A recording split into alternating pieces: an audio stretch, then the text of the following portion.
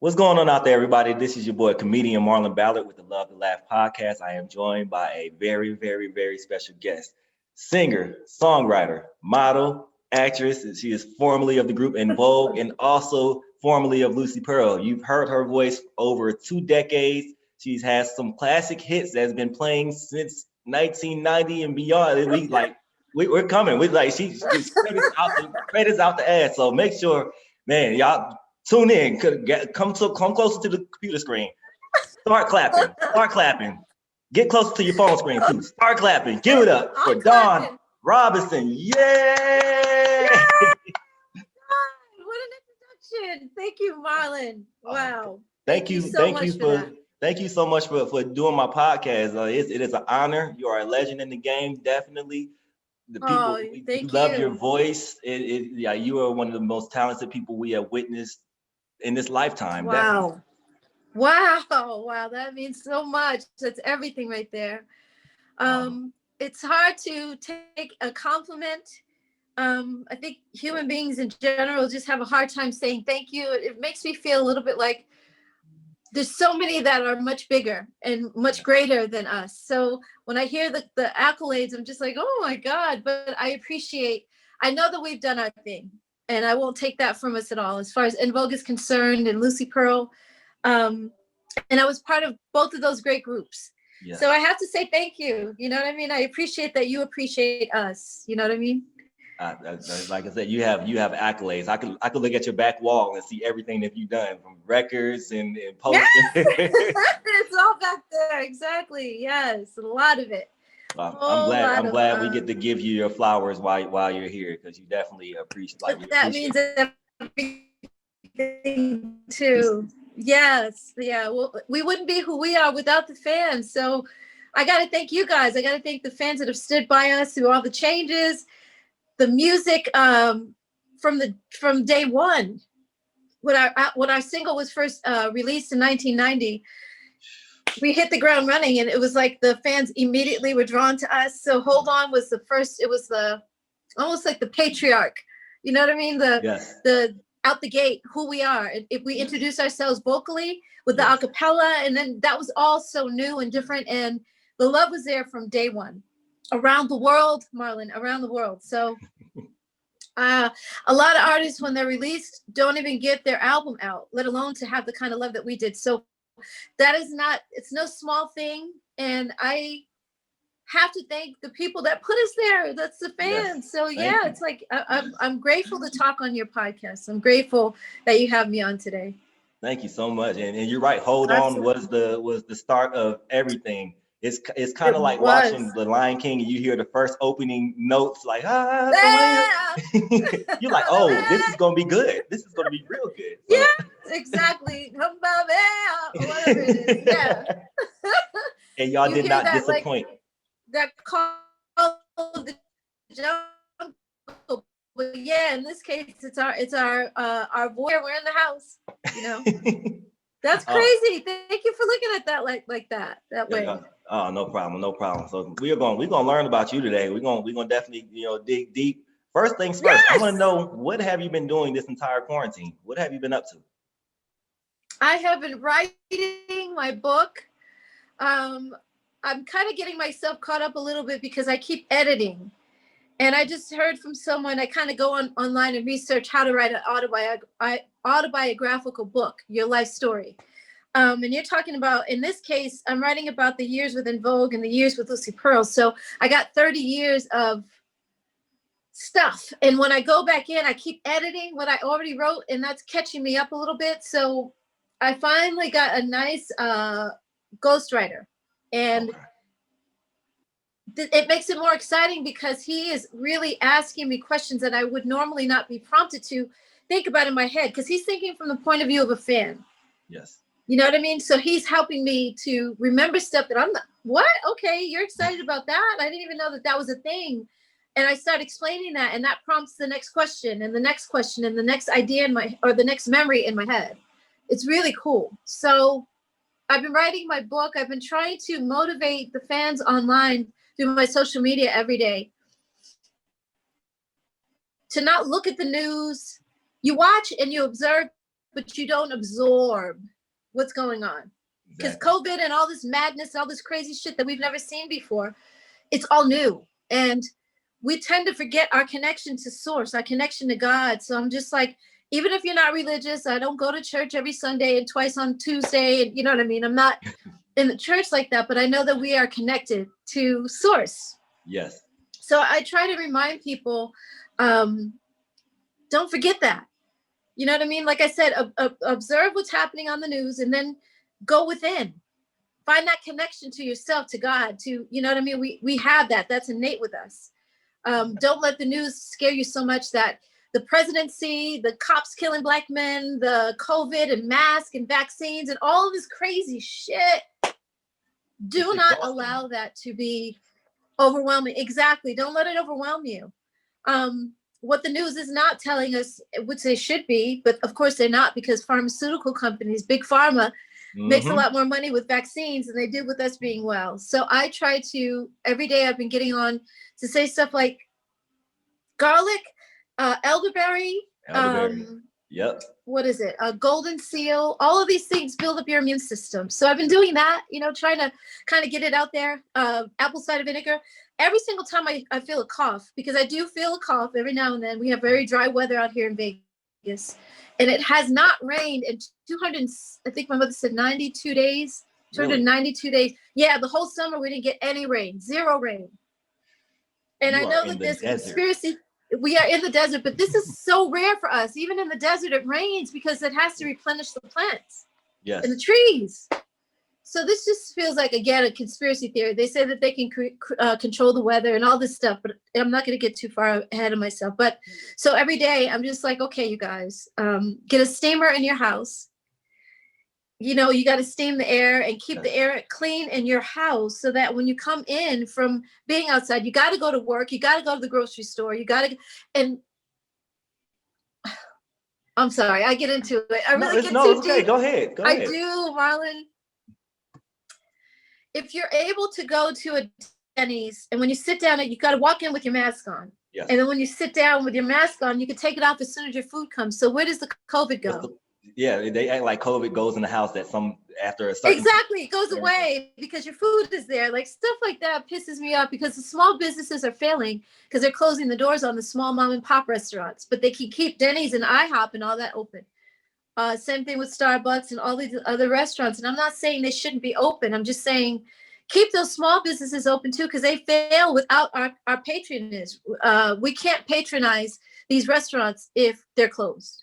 Exactly. They can't succeed. So it's really sad to drive through the city and see all these places that are closed down because they're closing places, but not everywhere. They're not closing Costco. They're not closing Sam's. They're not closing Walmart. They're picking and choosing what they want to close. They're picking and choosing. Absolutely right. So I just try to keep the morale up of the people and tell them, don't keep looking at the news and all the scary shit that's happening. That is reality in a sense, but that's their reality. Yes. Keep your reality within yourself. You go into your, what they say, you go into your closet and you close the door. In other words, not a real closet, but in other words, you go within. You talk to God. You keep your source open and your communication open with source, I should say. And then that should give you enough courage to know that we're going to be okay. This too shall pass. Exactly. I keep reminding people of that. So that's what I've been doing every day. And I've got a lot of creative people around me now. Building a team slowly but surely. The ones that were not supposed to be there are not there anymore. As a celebrity, of course, I have people coming in all the time. And then I got people that go out. And when they go out, it used to be disappointing to me. Oh my God, like this isn't working. And why did they abandon me? And why this and why that? And it's like, no, you were not supposed to go any further with that person. They weren't supposed to be here.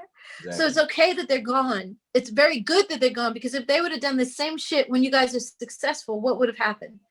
Your business with them would have been a mess. You would have had to have lawsuits and all kinds of stuff. Yes. So when people leave your life, I get really excited about that because it's like, oh my God, that means that now I make room for the right people to come in. Exactly. You know what I mean? Yeah. Out with the old and with the new.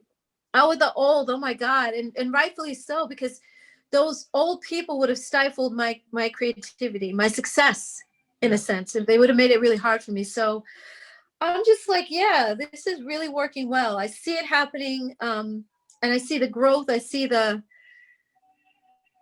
just feel really good about everything, you know, and I don't have to put it out there like, hey guys, I'm doing this, I'm doing that. You just show them. Yes. Just show them. Yeah. Oh man, I I'm can't wait to see learning that though, because at first I was like, well, let me post this picture, let me post this, and let me tell them about. No, you keep quiet about what you're working on. You be quiet in the woodshed. Shut your mouth. Just move in grace and peace with the team that you have around you, and then you come out with like, whoa, what the hell? When did she do this? That kind of thing. This is what she's been doing the entire time. Okay, exactly, Marlon. Because a lot of times we tend to brag just because we want our haters or our we want to also show that we're working on something. So we talk about it and we show pictures and photos of what we're doing. But at the same time, you work work quietly. You show them with your success. You don't have to talk about what you're doing. You actually show them what you're doing. So that's what I'm like, okay, now I'm learning. I learned a lot during COVID. I think COVID also helped us to come together as a community. And I mean, as a globe, as a planet. Yes. Making it a community. And so now parents and their kids have had to work together, like homeschooling, stuff like that they've had to work on together. And parents are like, what the heck? I didn't know you were doing this kind of math in school. Like, they found out kindergartners were doing trigonometry. Thank you. Exactly. It's crazy. So I really think that it also slowed us down as a society. We were told at first that we couldn't leave the house, which I don't like, because to me that feels like martial law. It does. It feels like the government is busy being in our households and telling us what to do from day to day. And I don't like that shit, because that's when government gets too big and the people get too small and everybody gets too afraid. And so they don't stand up. They don't rebel. So I'm like, okay. There was a lot of rumors that came with that too. Like, remember at first they was like, black people can't get it. And we was outside like, yeah. And it was like, the first black person got it. It was like, exactly. Damn, we can't have fun. Well, but then it became yeah. Only black people. Black people are more susceptible, and you guys have to take the vaccine first. Fuck all that shit. Yeah. Excuse me, but no hell with that. No. Speak out, please. I just feel like, again, COVID revealed the demons in the world, the people that really want to get rid of us as a race, because we are so feared, because we are so great. Yes, we are. You feel me? Yes. So as black people, our skin colors is automatically like, wow, you're capable of anything. You guys have forgiven us for the biggest atrocity against man. We are still being like, okay, the Jews were almost annihilated by Hitler. That was in Germany. That was not here in America. Mm-hmm. We're here in America, and pretty much everywhere we go, we are ostracized and looked at differently and mistreated around the world. I've been around the world. I've felt it everywhere. So I can tell you for a fact, not everybody treats us that way, but sometimes you get those people within different societies that are like, oh, black woman here. You know what I mean? And so I see that in Japan. I've seen that in Spain. I've seen that around the world, but our stuff is still happening. And we're still being hated and I'm like, wow, it's because we are so great that they hate us. They fear us. Mm-hmm. We're better at a lot of things. And I'm not saying white people are not. I have very good friends that are white, very good friends. One of my best friends is white, and I love her so much. So she knows I'm not talking about her. And I have other friends as well, and fans. But we are feared. We are hated because we are so great, and we are so forgiving. And we still haven't gotten our 40 acres and a mule. They've given the Jews, even though the Jews were not, I'm sorry? They're trying to give us stimulus payments and increments. Like, here you go. I'm like, by the time. A little bit of nothing. Like, that's a joke. Yeah, it is. I'm like, I keep telling people, I keep saying this.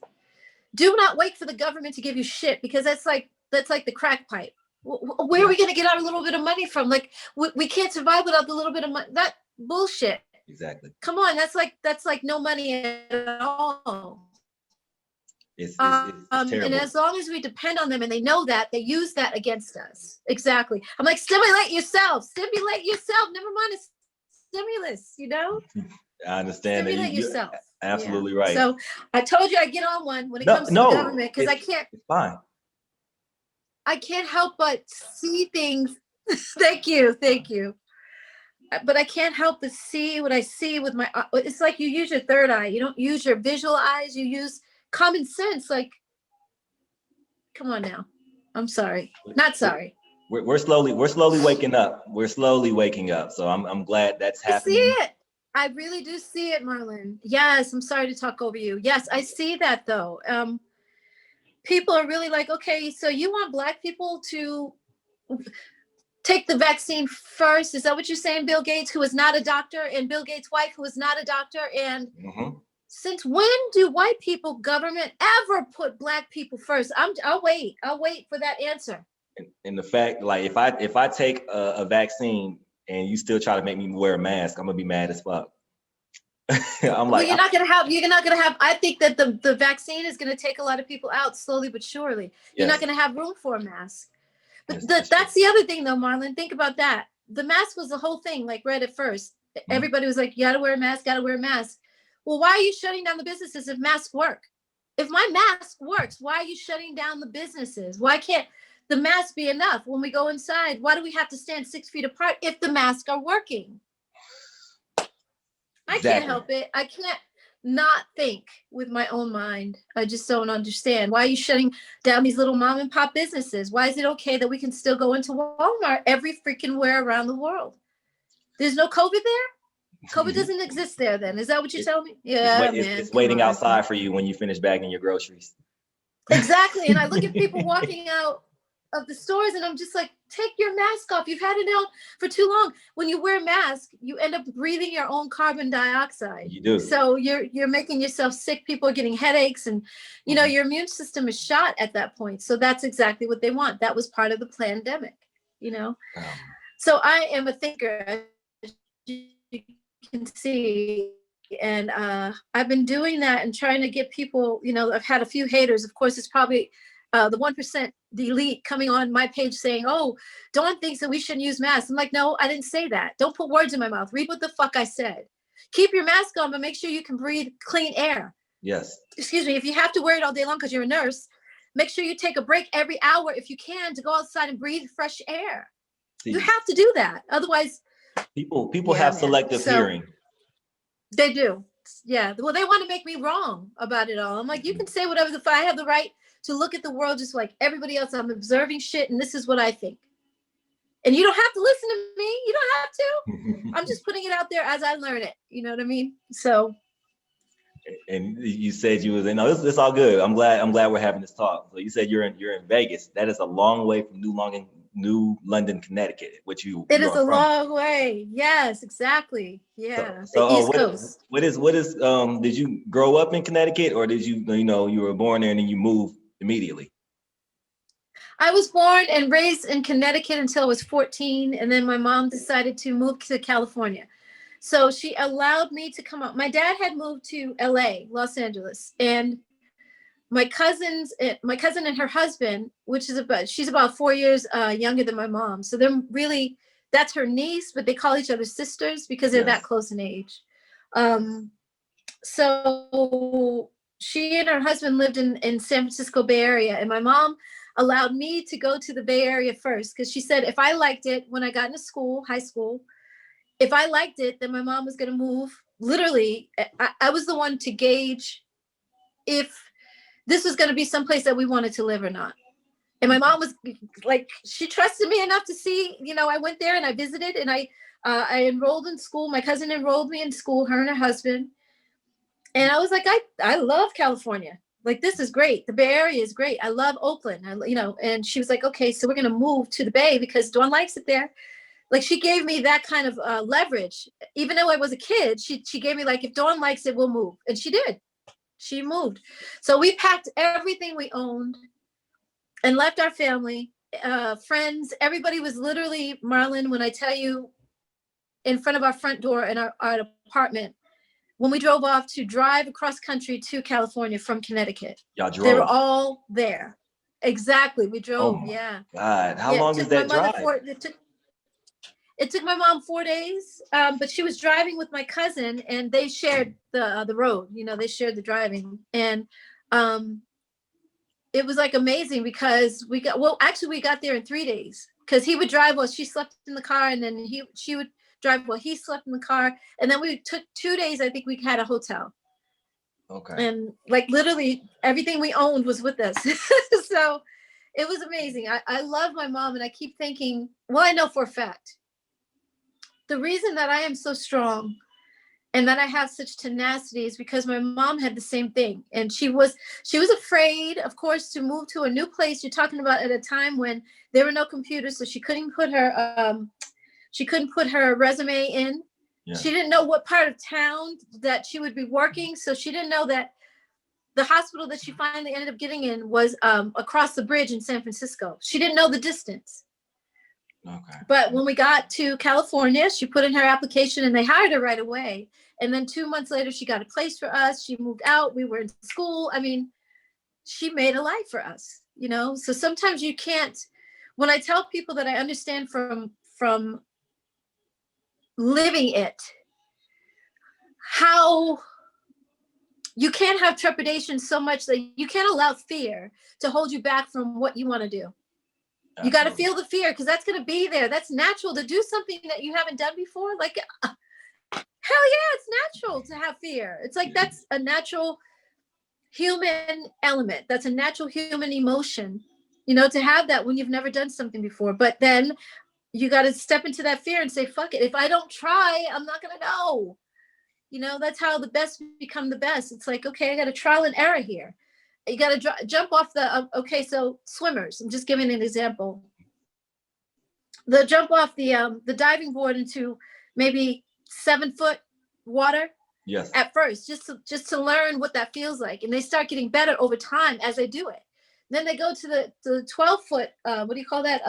Because now they're ready to jump off of that diving board. Yes. But to get to that point, you got to try to, exactly. You got to go from the low ones first and just see, is this possible? What's going to happen? You know, you're scared at first. You got to try in order to know. So I get that from my mom. I'm really proud of that. So I know the next place I move to, I'm gonna make you go there and see if it's good enough for me. Since you're a realtor. I'm like, let me see. Exactly. Is this place good enough for Dawn Robinson? Actually, that's right. Exactly, Marlon. I don't mind at all. But again, I get that from my mom. Like, thank God. Can you imagine if she would have stayed in New London? It's such a small town. Like, it has one main street. Oh, wow. I should say one main bus line on that street. That's the only bus line in New London. They don't have a lot of buses.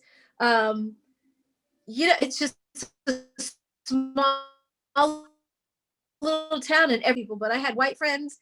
I was always at my white friends' houses. They were over at my house. My Asian friends' houses. They were, you know, so it's a melting pot, but at the same time, it's tiny. It is a small town. And with that, she still said, you know what, I'm going to move 3,000 miles away to a whole different element, a whole different place that we know nothing about. And I'm going to make a life there for my kids. Come on now. I commend her for that. I applaud Mama for that, because, I mean, who knows? Y'all still would have probably been in Connecticut if she never would have took that leap. Exactly. And most likely one bus would not have. Thank you. With one bus, I probably would not have done it an audition, because New York was too scary. That's why she didn't move there. My dad lived there. My grandmother, a lot of my aunts and cousins and all that, most of them have moved West Coast with us as well, in Los Angeles. But, you know, my mom was a little too afraid to put us in school, because I went to school with my cousin one time. My school had let out early. So we went for the summer to be with my dad. And I went to school, my cousin's last day of school, I went to school with him. We got on a bus. We had an hour ride to get to his school in the Bronx. Because my aunt lived in the Bronx, but it took us an hour to get to his school. Once we got there, you got to walk through, what do you call those? Metal detectors. Oh. And this was like 1970, whatever. You know what I mean? It was like 76, 77, maybe 78, because it was just before we moved to California. So yeah, she was like, I am not having my daughters go to a school. If I move to New York, it's too fast for me. She loved New York. Now she's a city girl, but she just thought it was a little too fast for her to raise us there. You know what I mean? If she was by herself, probably wouldn't have had a problem, but to put us in school, and then he had escalators in his school. I was like, Mom, Cousin Marky had, he had ventilators. I was like, and wait, we went to his locker when we first got through security. But later on, he never went back to his locker that day because his locker was too far away. The school was that big. That's it was that huge. He would have never made it to his, exactly. He would have never made it to his locker and back to the class, back to his locker, take his book back, get another book, go back to another class. It was too far away. So she was like, I am not raising my kids in these big schools, and I'm not having that. So she was like, I'm not letting my girls grow up in New York City. You know, so California was, even though Oakland is a big city as well, she had my cousin there with her. And I think because of that, she felt more comfortable. Yes. And like I told her, I went to Oakland High and I loved it. I made friends and I came back home. So I went to Oakland High for about 6 months till the summertime. And then once I came back, she was like, okay, we're going to move. So that's the time she had made arrangements and we went to Oakland from there. How did you like Oakland? You said you had a lot of friends. Like, did you prefer Oakland? Did you like the scenery, everything out there? I loved it. I really did. I felt like there was a lot of history there. You're talking about the Black Panthers, Metallica, Journey. Like, there's so many groups that come out of there as far as music is concerned. Tower of Power, Rosie Gaines, who did Diamonds and Pearls with Prince. I'm sorry. Yeah, exactly. So there's just a lot of talent and a lot of history there. And Sly and the Family Stone, there's just so much. And I just felt like it was, I don't know, it was pro-Black to me. It was, you know, all of us, mostly us there. I love that about Oakland. It's a mixed bag. It's, you know, there's a lot of everybody, but there's predominantly Black people. And I love that. I've never been. I hope to visit one day and I get to see, you know. Yeah, it's beautiful. You'll love the Bay Area. Were you already a little cold for me, but yeah, one of the reasons that we left the Bay Oakland was because Connecticut was because it was too cold. You're talking about snow up to here. We had snow and that was not cool. We were not okay with that. So when I got to the Bay, I'm like, okay, it's wintertime. I didn't feel that when I first got there, but when winter came, we were like, we need our coats. We still need our winter coats. You know what I mean? It's like, it's not snowing, but it's just as cold. Oh man, I'm glad I used to live in Maine, so I was not too far from the Connecticut. Yes, exactly. So yeah, Maine is right there. The snow was up to here. We was burrowing to school. So. You know it, exactly. Too much snow. Yeah. Were you already, you know, singing in Connecticut or Oakland at the time? I was too young to sing in clubs and stuff, but when I was 16, I finally got into a band. And even though I was too young, they would let me go through the back door because if a cop walked in and they saw a minor there, they would figure, okay, we got to take your license from the club. Yeah, so from the bar or whatever club. So I started to get in the studio more because I was too young to do gigs. And that whole thing. But I finally started doing a lot of gigs at 16, 17, 18 years old. Really more 17. I was in the studio at 14 and 15, 16. So I started to hone my craft like that. And singing in church when I was younger, I learned how to harmonize and stuff, but I wasn't doing solos the way that I wanted to. I think if we went to a holiness church, a Pentecostal church. Oh, yes. All day long, you know what I mean? That would have been like, okay, get out there and sing, and you better sing. But we went to a Baptist church, and it was much more quiet, you know, so I didn't have that kind of courage to step out and just do solos. It's kind of like in a Pentecostal church, to me, it feels like you got to sink or swim. Everybody can sing, so you better get out there and do the same damn thing. Yes. Or you get pushed aside and somebody else will step. Somebody else will step right up and just like outdo you, and I'm like, oh my god. So I wish that I had gone to, I love my church growing up, but it would have been great if I went to a Pentecostal church, because as a singer it would have given me it would have honed in my skills a lot more, and that fear wouldn't have been there. I gained more courage as I was in En Vogue because I had to. Yeah. So did that kind of, you know, you singing in church, did that kind of help when you went to go audition for En Vogue? Like, because I know that was nerve-wracking because you see competition and then you see like, oh my God, this girl can possibly be in my play. I don't want that to happen. So what pushed you to murder your audition for the group? Oh my gosh, what pushed me was my sister being there, Marlon. My mom had asked me if she wanted me to take, if I wanted her to take me to the audition, and I luckily said no. And I wasn't trying to be mean. I just felt like I wanted my sister there because we're close in age. She's only 3 years younger than me. But what was good about my mom not coming to the audition, as opposed to my sister, I was all day long asking my sister to take me home. Let's go, let's leave. Dana, please, let's just go. It's boring me. And had that been my mom, my mother would have probably said the first 3 times that I said I wanted to leave, she would have probably said, okay, let's go. Let's go, because she didn't want me to be nervous. You know, that's a mother protecting her child. And I'm just glad that my sister kept insisting that we stay. I wouldn't have done the audition. I would have been too afraid. I would have been I was too trepidatious. I had too much in my head about what I was doing, because I kept hearing Cindy say, I'm just meeting these girls for the first time. So I'm hearing her say, oh yeah, well, I was a child star and I was in a show called Up and Coming, on a TV show called Up and Coming when I was 12. And I traveled to Japan with my sister to do a play in San Francisco, as well as overseas in Japan, called, it was a Billie Holiday story. Yes. I was like, she's world traveled.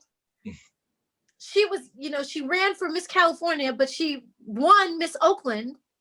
She was a pageant queen. They already had so much with they already her had life. credits and shit. So you're like, you got credits? Damn it. Exactly. I cannot compete. I do not belong here. I can't be here. And then the next person I met was Maxine. Mm-hmm. And we had known each other from, she was doing hair at a hair salon. Excuse me. And she was braiding hair, but I went in to get my hair done. And at the time I had a short little haircut, and she was in there, and the owner of the salon was like, hey, you both can sing. Let's sing something together. We did. But she still had so much courage, and she was living on her own, and she, you know, she had done so much more than me. And I just felt like I'm still living at home with my parents. You know what I mean? I haven't done anything with my life. Maxine and Cindy have. And then Terry finally got there later that night, and she was in college. So I was like, I want to go home. I don't belong here. So I was asking my sister all day long, like, take me home, Dana, let's just leave. Let's just go. No. And finally she got tired of me asking her, and she blew me up in front of everybody in the room. I am not taking you home. You can do this. You're going to stay here. We've been here all day long. You've learned the song, because we had to learn the song for the audition that day. And they taught us the parts, and we went in the studio and we sang them down, and you're still asking me to take you home? No. So yeah, like I said, had it been my mom, we would have left earlier. She would have made some kind of excuse and she would have taken me home. So I just thank God for my sister's persistence, you know, insisting that I stay. It was really great. I want to thank your sister personally too, because had she not let you stay, like, we would have never got to meet Don Robinson. Exactly. Well, there may have been a different way that God had planned for me, but that was the way that God planned. So thank you, Marlon. I appreciate it. So after they gave you the okay to be in the group, like, what was your feeling? Oh my God. Well, Maxine is actually the one. So at the audition, she had asked me. So at the audition, Maxine had asked me if I could sing background for her, because she was doing a show at a place called Jeffries in Oakland. Everybody and their mama knows about Jeffries. And literally, my mom used to hang out at Jeffries, and then I grew up, and it's like every generation hangs out at Jeffries. So, excuse me, Maxine asked me, and I said, yeah, of course. But I don't have any clothes. And she was like, I have nothing to wear, like, you know, stage clothes. Because I wasn't gigging like I was too young, and I hadn't really started gigging like I should have. So she was like, I have some stuff for you, so I'll call you day after tomorrow. So she called me 2 days after the audition, and we were talking about what we were going to wear, you know, clothes that she had. The band wasn't together yet, but she's got some people on the that she's calling, and she's putting everything together. She doesn't know how many background singers, that kind of stuff. what song she's gonna do and song list. She was really just top 40. So she was like a cover band. And so maybe about a week after that, she called me back and she said, okay, I got the band, everything's good. I added this song, so take this song off the list, take that song off the list. We're just going over the whole thing. And she's like, oh my God, okay, cool. So when do you think you can come by and look at the clothes? And I said, well, I could probably come by. Either I can have my mom bring me because I didn't have a car. Yes, I did. I had a car. But yeah, so I can come by and see whatever you have, maybe the day before the show. She says, okay, cool. So she's like, oh my God, can you believe that we all made the group? I was like, what?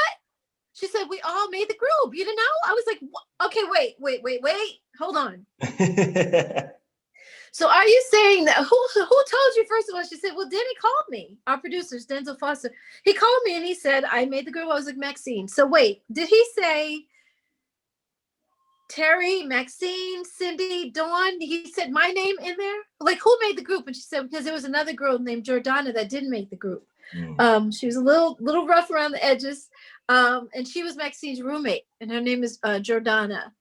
But when she was at the audition, she was saying stuff like, oh, okay, y'all don't have no beer? Like, y'all don't got no food? Y'all ain't gonna feed? Like, she was real ghetto like that. Hood.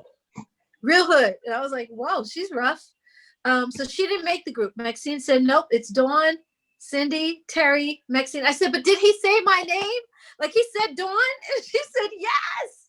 Yes, he said your name, Dawn. Like, you made it. And I was like, oh my God, I made the group. Like, wow. So I don't know. I think the audition is what really kind of got because in an audition situation, nobody can do it for you. Exactly. You know, you're up against the wall. In our case, we had headphones on. We're in the booth by ourselves, and nobody else could tell me how to sing what I had to sing that day. And in fact, I think we had 3 tries. I keep saying that, but Maxine's like, I don't remember us having 3 tries, but on my first try, I bombed. I completely, like, if that was it for me, they would have said, okay, you're done. Thank you so much for coming. You didn't make it. It was that bad. But the second try was better, but still wasn't quite where I needed to be. And on the third try, my sister came in the room and she was like, Dawn, again, my sister, here she is with her big belly. She was pregnant. And I was like, Dana, why are you in this room with me? And she's like, because you're not singing it the way you need to sing it, and blah, blah, blah. And I'm telling mom, and I'm going, Mom has nothing to do with this. We're at an audition. Get out of the room. Like, leave. I was so embarrassed. But she was absolutely right. And she said, put the lyrics aside. Forget about the lyrics. And I was like, but we learned this song today. I'm not good with coming off my head with lyrics and just coming up with stuff and putting it together like that. And you're telling me that I got to make up lyrics. We had already sung the background, and so the song was specific to the background parts. You know what I mean? And so I couldn't, it was waiting on you, and I can't keep wasting my time waiting on you to come home. It's the lyrics. So I can't just make up, it was a sunny day. The trees and the wind was blowing. I can't just make up lyrics. So I was like, oh my God, I'm not good at this. So our producer said, Dawn, are you ready? And I said, I think so. And I had on the headphones and I put the lyrics to the side. Because he was like, your sister's right. Just put the lyrics. Don't worry about the lyrics today. Just sing whatever comes to mind. I was like, oh my God. So now I got to find a melody in my head, and I got to sing the lyrics and sing the rhythm to the song. And wow. But I did it. Marlon. I don't know what God what he put on me that day. It was your sister that he put on you. He put my sister on me, yeah. Because she wasn't having it any other way. And your sister's a drill sergeant, as far as I'm concerned. She was in there like, hey, get it together now. Like, I'm like, exactly. Like, okay, I got you. Exactly. I did not come that far to not do well. And she knew that. She knew what I was capable of. She had been listening to me all our lives at home. So she knew, and she knew more than I did, you know. And sometimes you need people in your corner to know what you don't know, to remind you, hey, you got this, you know. And she did. She reminded me of that. And so my actual audition ended up on the Born to Sing album. And so when you listen to a song called Waiting on You, it's a bonus track at the end of the album. So on side 2, last song on the album. And it's about a minute into the album that it comes on. And that is my actual audition. That moment of truth, that moment of standing there and saying, I don't know the lyrics, I don't know the words. I just made them up. I pretty much went by the script of what he had, and I would every now and then glance at the lyrics, but I would close my eyes and just sing. And that's what you hear. So yeah, that's so what you hear on so the we record. get to hear your spur of the moment audition on the album. Pretty much. It's on there. It is on there. Yes, Marlon. That to me is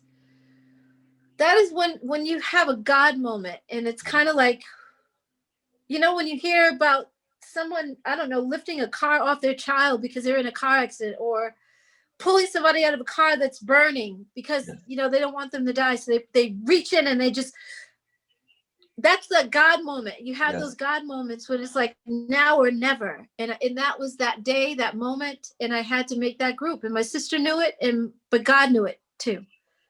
Oh man, he knew. that is like unimaginable, because I'm like, yo, not like it's rare to catch something like that on camera, let alone they got you and then put it on the album. So like going back and listening to that, do you get goosebumps? Exactly. Like, do you get goosebumps? I'm a critic of myself, just as we all are, but I'm a critic. I'm too much of a critic, and I can hear little parts where I'm messing up. So, but everybody else is like, are you kidding me? Like, you killed it. You really did kill it. And you sound amazing. I am. I think we all are. Thank you, though. But I think we all are. And I hear little parts that I could have done better. And I went in later and I tried to fix them, but I couldn't, because sometimes you have the eye of the tiger.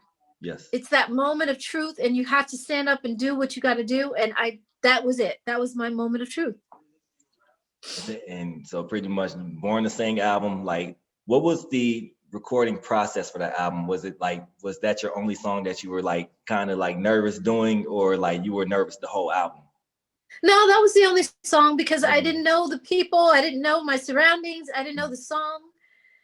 Excuse me. So, and I'm auditioning. So it's like, if I don't make it. So by the time I made it, I wasn't no longer nervous about what it was, because we learned the songs as we went along. So we learned Hold On. We helped write Hold On, and a few other songs on the album. So there was no reason to be nervous anymore. You know what I mean? It was like, okay, well, this is, normal. I've been in the studio many times before, and that's all it was. And y'all are coming out in like around the time where, the R&B industry is starting to really pop, like you starting to get group after group. Y'all had competition. Y'all held in that competition. You had the SWVs, you had what other girl groups was out? The Jades, and you had Jade Brownstone.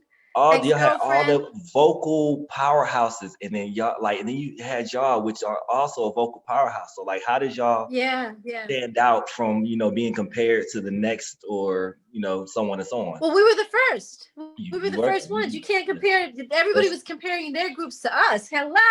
That's true. That's what's up. Come on now. Let me give credit where it's due. That's there. You go. But that's what. Yeah. So we just we made our mark right away. We stamped our mark on the world immediately, with the acapella happening, and then the beat coming in later on Hold On. It was so new and so different. So we had made our mark immediately, and everybody else was comparing themselves to En Vogue. And I know it was hard for those other groups, because we were the first on the scene in the 90s. So we were blessed. That's my mistake. Yeah, because I'm thinking that's okay. I'm like, there's another. I'm like, was there another group? No, y'all were the first. Y'all were actually. We were the first ones. We really were. In 1990, we hit the ground running. Hold On was the first. So there were other groups. Of course, the 60s had their groups. The Supremes were the biggest of that era. Martha and the Vandellas, the Shangri-Las, the Honeycombs. I mean, all these girl groups. The Ronettes. Yeah, the Patti LaBelle. What was her group?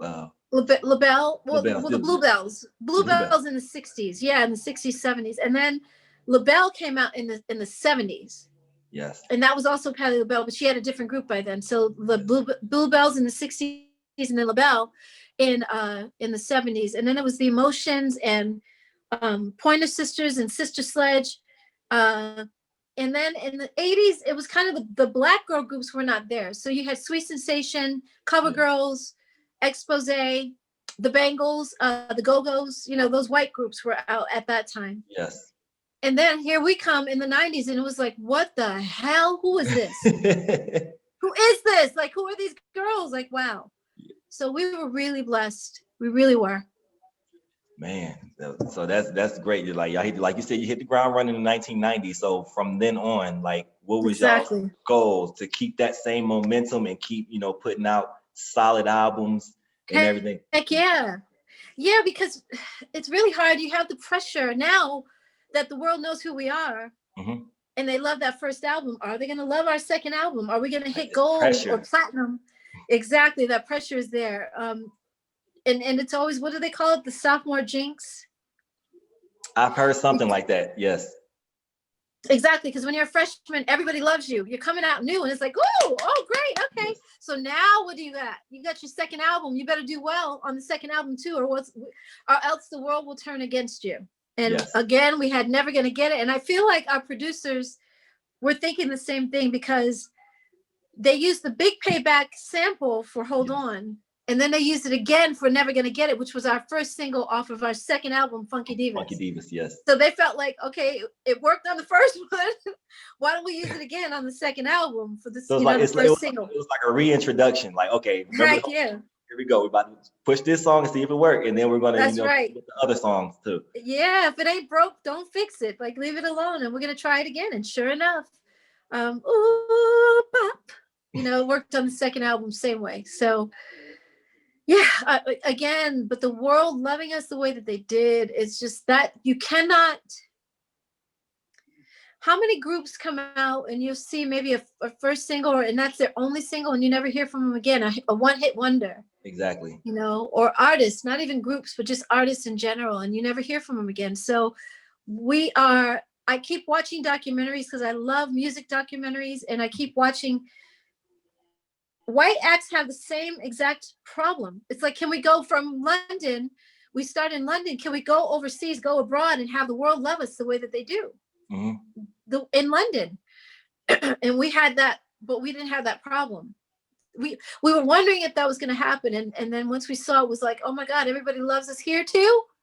In the Netherlands, in Switzerland, in Germany, you know what I mean? In Australia, in Japan, in China, Spain. They love talent from America. They especially do. Y'all, like, it's like the O2 Arena and everything. I see like a Dino Jones go out over there and sell out a case. Yes. Y'all can go over there and do that. Like, that's like amazing when you see different cultures.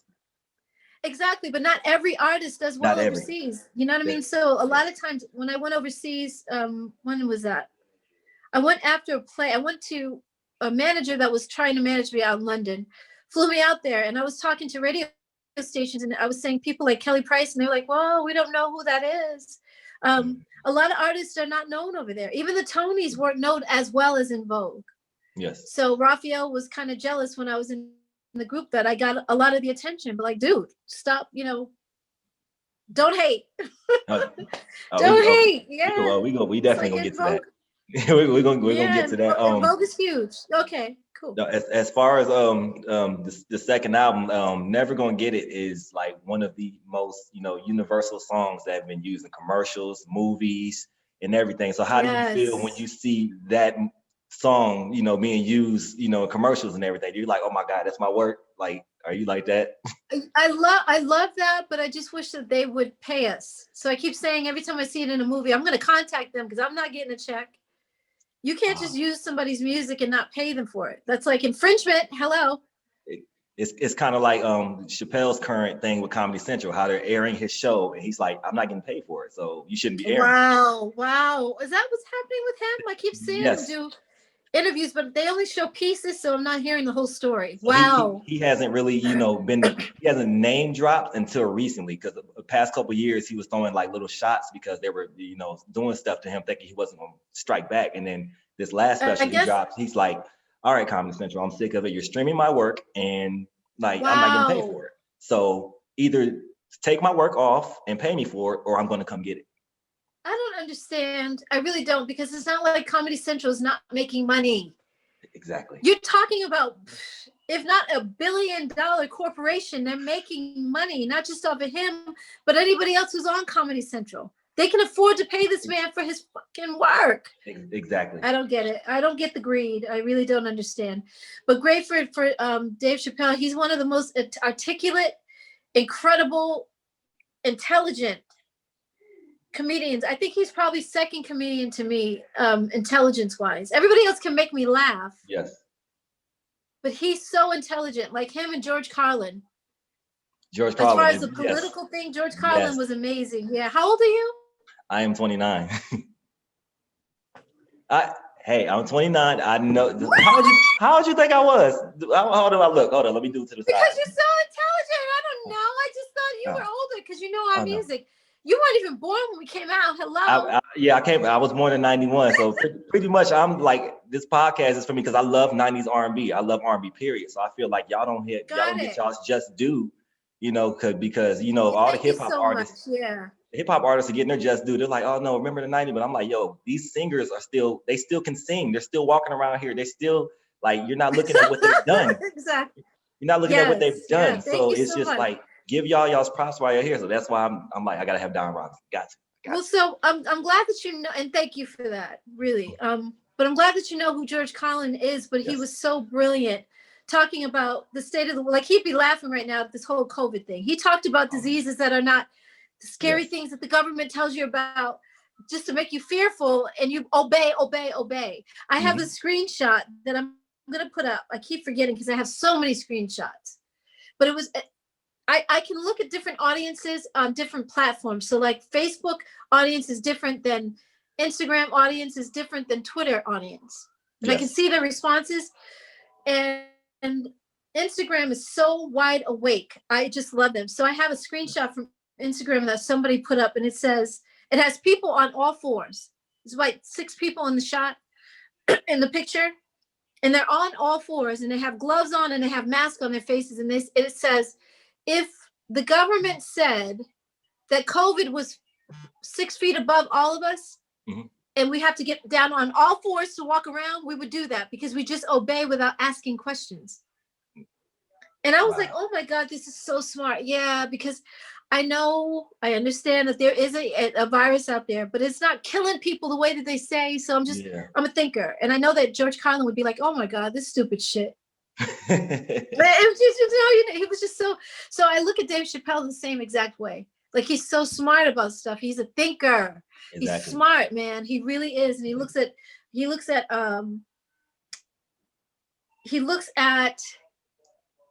prejudice and the world, the situation of the world, the way that George Carlin kind of did. Like, really smart when it comes to stuff. Cat Williams is smart too. He's really smart to me, but he's so funny. I can't even. He's more in your face. He's slapstick, and I can't not. He has the faces, and I can't help it. I can't help but laugh at him. And half the time I'm laughing, I can't hear what he's saying because he's so funny. Oh my God! But as far as there's different types of comedians, and George Carlin and Dave Chappelle remind me of each other. So good on Dave for standing up against the powers that be. God protect him, because they always try to tear us down the minute that we're too smart. You know what I mean? You know what I mean? Yeah. No, it's like, they really need to pay y'all, because I'm thinking y'all been getting paid from the song the entire time when y'all really haven't. No, not the way we should have. We got little checks here and there, but nothing compared to the producers and the record company and all the people that, made money hand over fist within Vogue. So it's not to say that they didn't deserve it. It's not to say that their mansions weren't warranted. They deserve to have mansions. But it's to say that we deserve the same thing. And recently, I got to put him on blast because he blasted me out. That's why I was telling you, it's like when you do these podcasts, and then you do the ones that are not live, because we're live right now, but we're not live where the fans can participate. Yes. And it's kind of good because a lot of times haters try to come in and infiltrate. They got something to say, and all of a sudden I'm starting to see them come out now. And I'm like, wait a minute. If you don't have the courage to come to me directly and say, hey, I am Fred Gatson, and I'm coming out to you and I'm talking, they have these fake pages. You know what I mean? And I'm like, oh, come on now. If you think that what I'm saying is wrong and you have something to say about it, get out here and talk to me about it. Don't come with some fake ass page, and then you're coming around the question and around, you're trying to say all kinds of stuff to make the people what is the saying? I think Socrates said, when the opposition is losing the argument, they try to persuade people to look at you in a certain way and make them hate you for it. It's like, no, you can't make nobody hate me. I'm telling the truth about what happened. So where's the lie in the fact that you got a mansion and we didn't get mansions? Where's the lie in that? You got a mansion, you brought us to your mansion, and you told us that we were the ones who bought it for you. Now here's the lie. Like, you know what I mean? Huh? Now he's denying it? Now I don't know if he's denying that. I don't know what he's saying, that my story is not accurate. Well, what part of the story isn't accurate? You tell me. He said when we were in rehearsal one time, and this is 2009, we were building up to the 20-year anniversary in 2010. Yeah. And we were sitting in rehearsal. We got a song that day that somebody sent us for us to record for the 2010 reunion. And I was playing it over and over and over because I was like, this is a hit, you guys. Like, wow, this is En Vogue's song. This is a song we need to come back with. And we were on a break, and I was sitting on the floor right next to the stereo, and I think I was eating my lunch. And Terry was sitting right next to Frank. Frank Gatson is our choreographer. He's the one who made En Vogue, like, visually who we are. Him and his team. I'll give everybody credit. I was going to say Troy Jensen. Who else? So anyway, he had a team of choreographers. I can't think of their name right now. It'll come to me. And he said, don't turn that song off. I don't want to hear it again. I was like, excuse me? No. And so I let the song play out.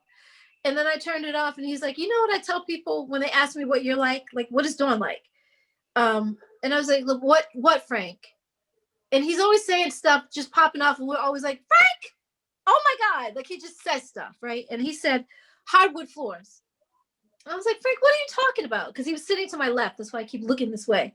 He was sitting over there. And I was like, Frank, what are you talking about? And he said, when you left the group, I wasn't able to get my hardwood floors in my mansion. Dude, are you fucking kidding? Like, wait. So, wow. You mean to tell me that you got a mansion because of us, but you didn't get your hardwood floors, so you're upset about that? I don't have a mansion, Frank. Cindy doesn't have a mansion. Well, she had a mansion because of her husband, but not her own mansion. Yes. You know what I mean? And her house was not as big as Frank's mansion. He had like 9 bedrooms or 11 bedrooms, something crazy. And now you mean to tell me that you're upset because you didn't get hardwood floors? Wow. But we got you the mansion. Aren't you grateful disgusting. For that part? Like, dude, are you serious? How ungrateful, first of all, are you to even say some shit like that? I don't have a mansion. Terry doesn't have a mansion. She had a house, but not a mansion. Not even close to what his was. Not Maxine either. So, yeah, I'm like, okay. The things, disgusting. And then Cindy had the nerve to come outside after rehearsal was over, and she's like, I was walking to my car. My husband was at the time was there to pick me up. And she's like, Dawn, I just want to tell you that you were so brave to stand up to Frank. I was like, well, why didn't you help me? You were sitting right there, like I was surrounded by cowards. And even when they heard the truth about what was going on, they didn't stand up with me and say, Frank, shut the hell up. First of all, shut the hell up. And yeah, you're absolutely right. You got a mansion and we're going to get the same damn thing. So we're going to stick together as a group and make sure that happens. It didn't happen. It did not happen. Unfortunately. Unfortunately. Yeah. So that leads into a perfect question. So is that the reason why you get the reputation of being a diva, because you like to speak out? Hell yeah. And I'm grateful for it. Absolutely. I'm a diva. I'm a diva. I'm a diva. That's Beyonce's song. Yeah, I am. I'm very much so. I'm grateful for, I'd rather be a diva. The one thing that they know, if my life ended tomorrow, they can never say, well, Dawn kind of sat it out and she didn't really speak up for herself and she didn't speak up for the group. Mm-hmm. You know, Dawn was a pushover and we could just step on her and just say anything and give them 2 pennies a record and she'd be okay with it. I was never okay with that, ever okay with that. So I'm grateful to be a whistleblower, a bitch, a troublemaker. I love all those titles. I'm going to do a clothing line and I'm going to have t-shirts that say exactly that. Troublemaker, whistleblower. She's a troublemaker. Yes, I love that. In my video, Envious, you can see that there's a couple of girls that have those t-shirts on and we made them up for them because I wanted people to know exactly why they're envious of me. Because I am a troublemaker. I stand the fuck up, and I stand up not just for me. It wasn't all about, oh, Dawn is this and Dawn is that. No, it was because we're making 2 cents a record. Cindy's making 2 pennies. Maxine is making 2 pennies. Terry's making 2 pennies. You know what I mean? We're all making 2 pennies a record. There's a problem with that, and we should all have a problem with it.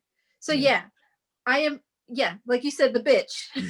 I'm a troublemaker. It's okay. Because like the people that are like the people that they call, you know, divas and troublemakers, they're usually 100% right for speaking up. Exactly. They try to make you crazy, like they made Chappelle look crazy, like they make Lauryn Hill look crazy, like they make you try to look crazy. I'm like, that's not always the case.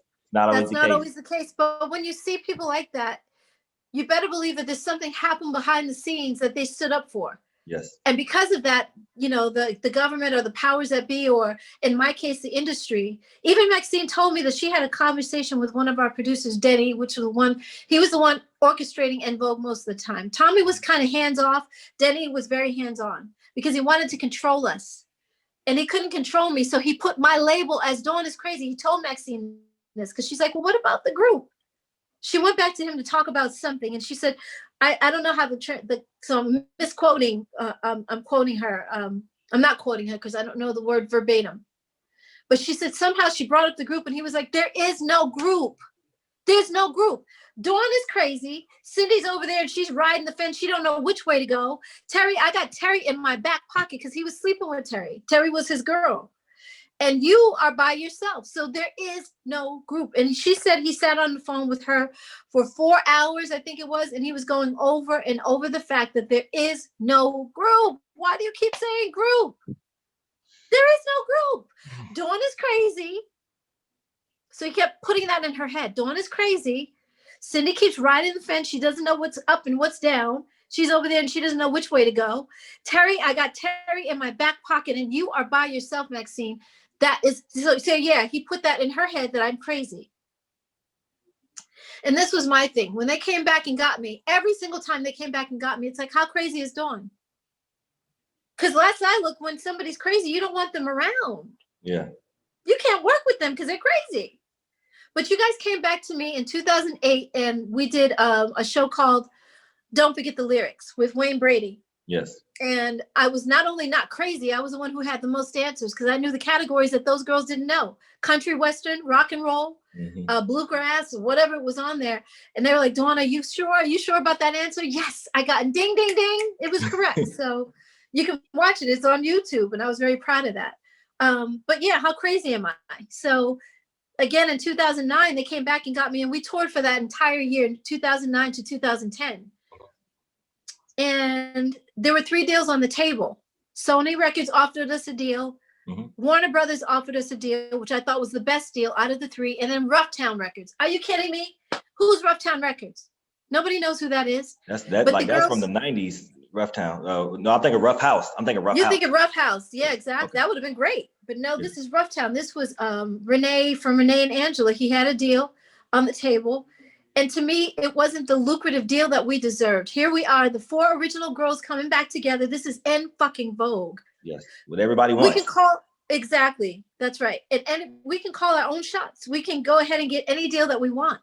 And you guys are taking the least of the 3 deals on the table. Okay, just tell me, because they were like, well, Dawn, we want to sign this deal because we're getting $50,000 a piece. I'm like, you guys, if you read your contract, and Maxine was like, I didn't read it and I don't want to read it. I don't have to read it. Okay, well, that's why you're in trouble right now. That's exactly because Black people don't read the fine print.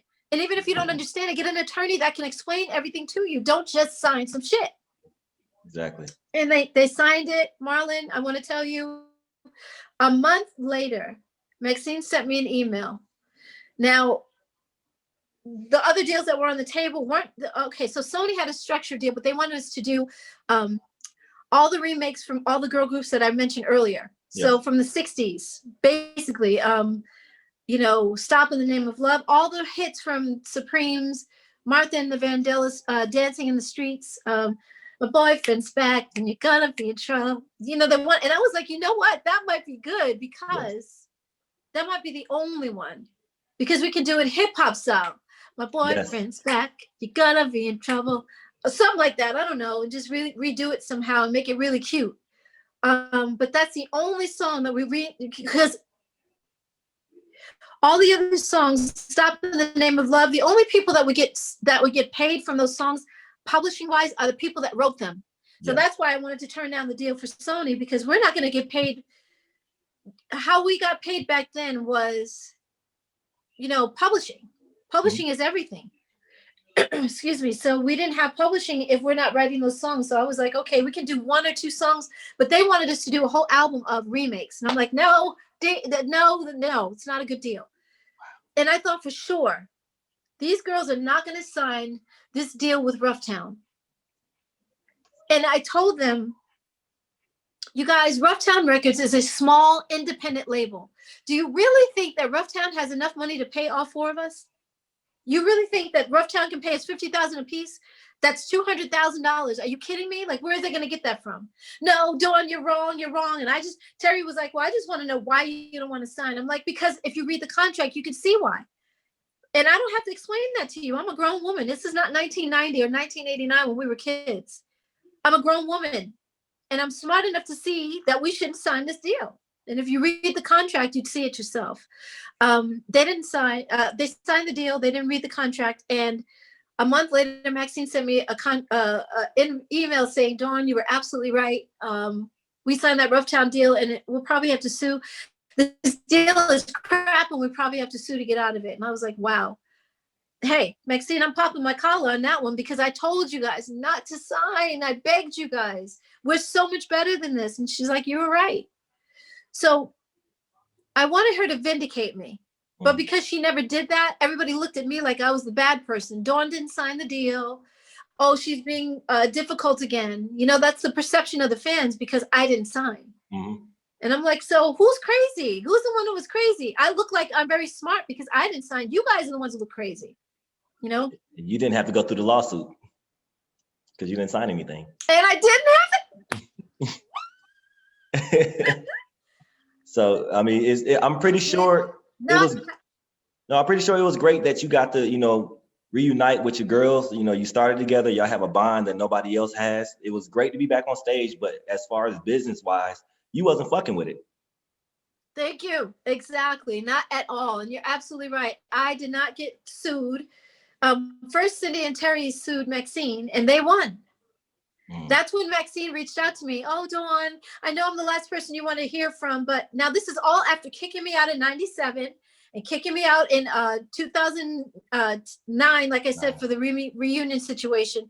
Mm-hmm. Every single time they wanted me for something, they would come back and dig me out of the trash and dust Dawn off. Oh, we need Dawn again, so we're going to dust her off. I'm like, it's like, you bitches just kicked me out of the fucking group. Like, I thought I was crazy. You guys said that I was crazy, right? But you want to come back and get me every single time because you know that this shit doesn't work without me. It doesn't. Alicia Keys wanted me back, and she wanted the 4 originals. She didn't want Rona, and she made it very, very clear. So they had to have me at that time. Yes. So, my thing is, I just wanted vindication. You guys are not kind to me. You guys have mistreated me all these years, and every single time I'm like, yeah, it's business, but it's also that I love them. And I'm like, oh, I love you guys. We hugs and all that. And I miss my girls. We created something incredible together. Marlon, like, you know what I mean? And it's very, very hard for me to hold a grudge. It's very hard for me to not forgive. And I'm saying this because a lot of people right now are like, oh, Dawn's holding the grudge. She's bitter. Yeah, I'm fucking bitter. I'm pissed off. I really am, because of the things that happened. They did not have to. Mm-hmm. We deserved, as the 4 of us, not the record company, not Sylvia Rohn from the record company, not Denny or Tommy, our producers, not David Lombard, our manager, not our agents, not our publicist, Sheila Eldridge, not any of these people. We 4 deserved to benefit from the fruits of our labor. Yes. But everybody else around us was benefiting from the fruits of our labor and not us. So that's why every time they come back and get me, I'm like, okay, I love you guys. It's all good. It's en vogue, man. This is our shit. We created this. So yes, I'll come back and I want to make money. You know, you guys have taken away my livelihood because you said that Dawn was being difficult. Dawn is a problem. Dawn is a bitch. She's a troublemaker. She's a whistleblower. So we got to get rid of Dawn. Oh, but now you guys want to come back and get me because it's our 10-year reunion or our 20-year reunion. Mm-hmm. You know what I mean? It's been this all these years with this shit. So now I get to speak freely about myself because I never had that vindication from these girls behind me.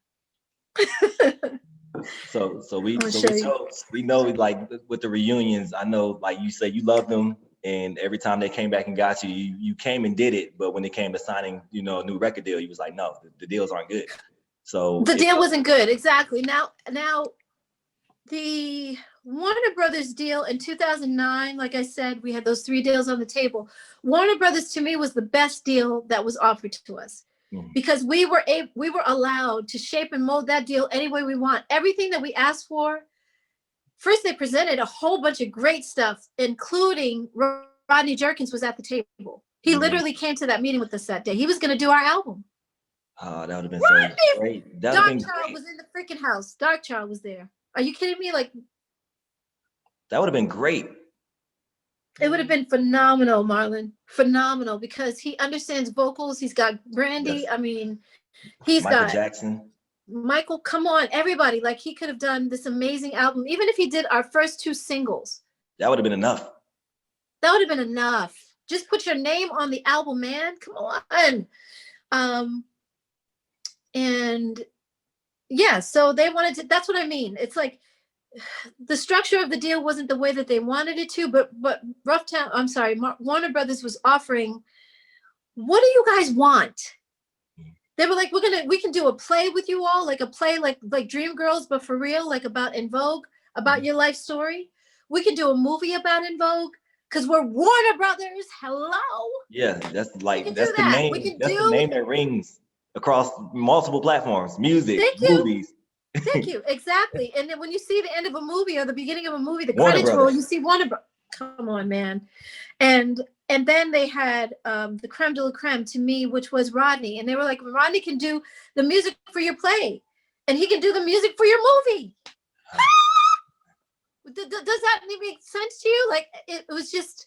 But instead, they was like, you know what? Rough Town. Yeah, we're gonna take.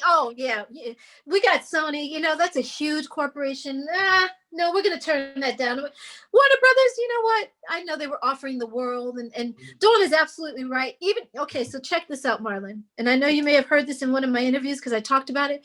That first meeting, when we went to Warner Brothers, we knew that we had 2 other deals on the table. I think Warner Brothers was first. So we met with Warner Brothers, and then we agreed in the meeting. Now, Cindy, Terry, and our manager at the time, Kenneth Creer, was in the room. Kenneth Creer was at the meeting with us, right? Yes. So Kenneth,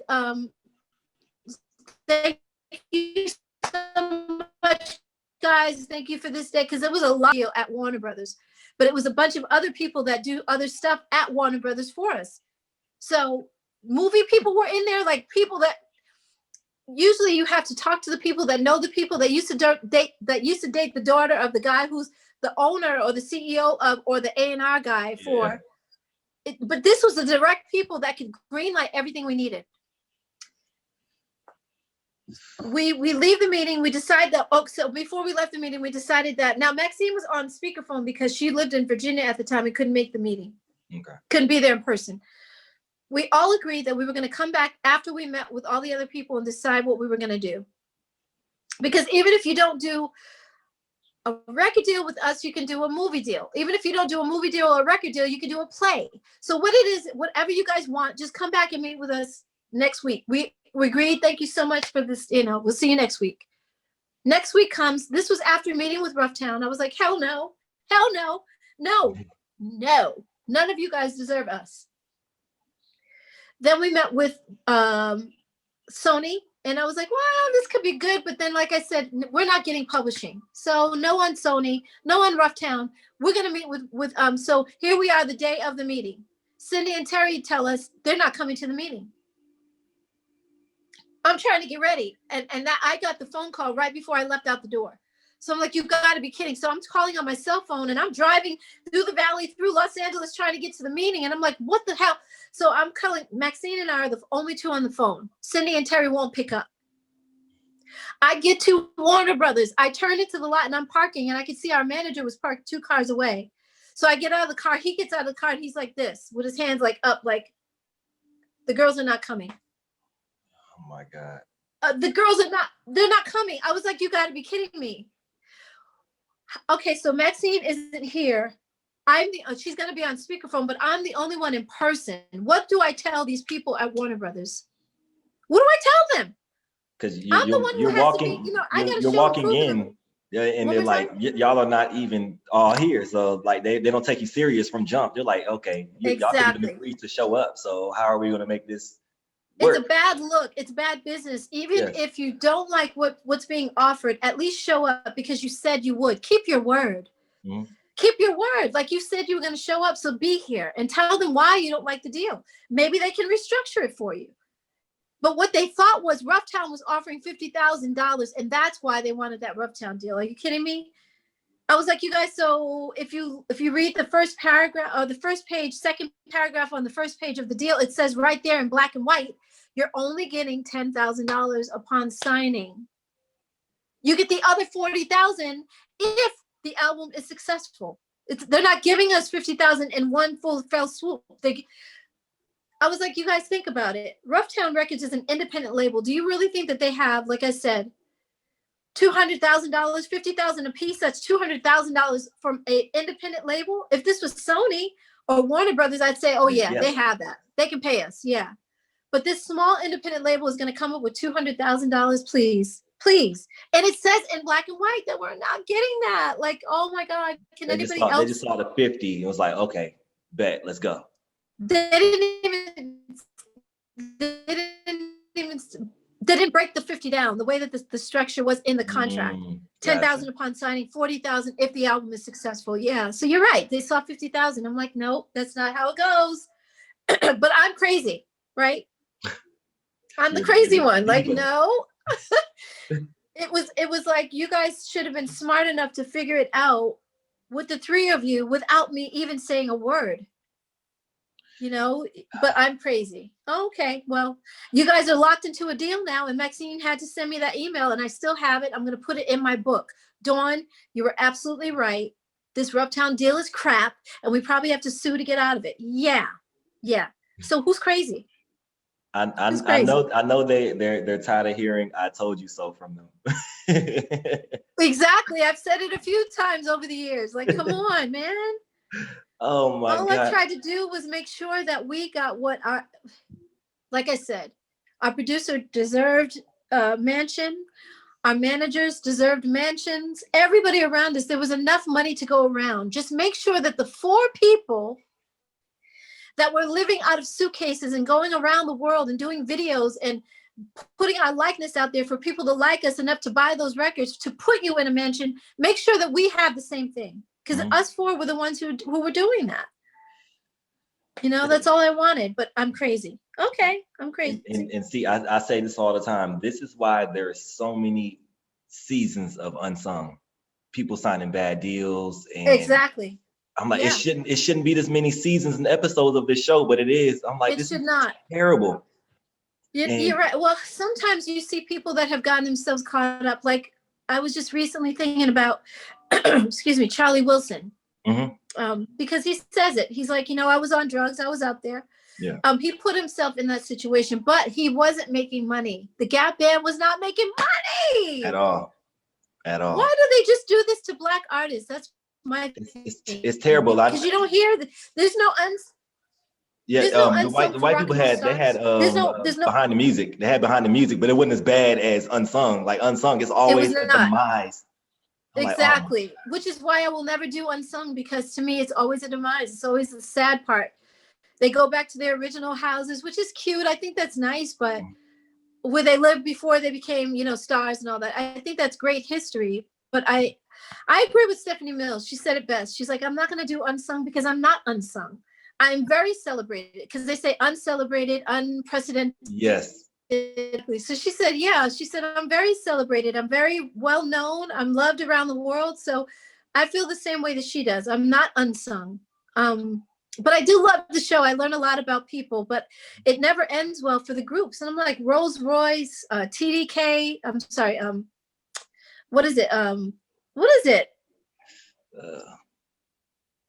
Oh my God. Concentrate on You. LTD, Dawn. Oh, LTD. TDK. Oh, love ballad. Yeah, exactly.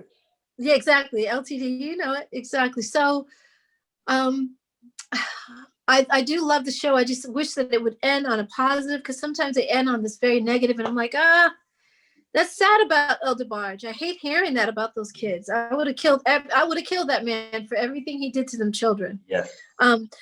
But I learned a lot about the DeBarge family. I just didn't like the stuff that I learned. It didn't end on a positive. Bobby was so depressed, terrible. and ended up in that situation because of his father. Come on now. So but I think it's not people want to see Unsung because they want to hear the story, because y'all don't have a movie yet. So I think that's why people want to see y'all on Unsung. And I think it'll be perfect because y'all still look great. Y'all have all y'all teeth. Y'all have everything. Exactly. So it's perfect. For the most part, right? Exactly. Yes. Well, thank you. But like I said, I want to do a movie of my own because I want to tell the truth of En Vogue. The other thing is Unsung. Terry's not going to tell the truth. She doesn't tell the truth when we're sitting in the room with just us four. Maxine, Cindy, Terry, Dawn. She doesn't admit that what she did was wrong and that it caused the breakup and kicking me out made it seem like, well, Dawn was the one and she's the reason that we broke up. Wow. And they blame me for everything. So she doesn't take accountability for her shit and what happened with her dating our producer from the problem.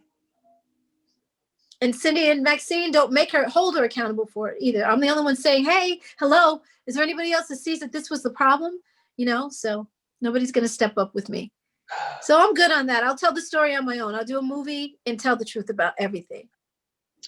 Oh my God, that is a handful. Oh my God. So yeah, it's a lot. It's a lot. So you went of course, after you left En Vogue, well, there was a large gap between, the second album and the third album. Why the large gap? It wasn't a large gap. Remember you're talking about Runaway Love album? From Born to Sing to the EB3 album. A third. Yeah. So you got to remember we did the Runaway Love album, which was a remix to Sing album. That is true. Yes. And then we toured with that as well. So Runaway Love was a new single. Yeah. So we had that in between. And then we also did Don't Let Go in between as well. Don't Let Go. And then y'all did What a Man also. You know what I mean?